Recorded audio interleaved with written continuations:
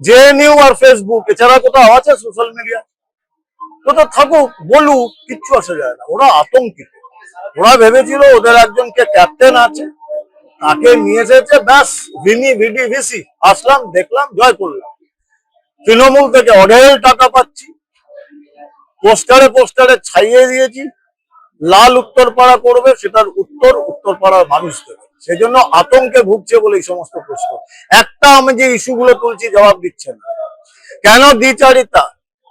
CPIM এর liberation, Dipankar ভট্টাচার্যের party, এই ক্যাপ্টেনের নামে পোস্টার ভর্তি উত্তরপাড়ায়। আবার এই লিবারেশন, এই দীপঙ্কর ভট্টাচার্য বলছে বিজেপি কে ঠেকাতে তৃণমূলকে ভোট দিতে হবে। তার মানে সেটিংটা বোঝা যাচ্ছে, মানে দুধুও খাবো তামাকুও খাবো, যেটা বলা হয় সাপের মুখে চুমু বেদের মুখে চুমু। তাই করছে। জবাব উত্তরপাড়ার মানুষদের। উত্তরপাড়ার মানুষ এত বোকা নয়।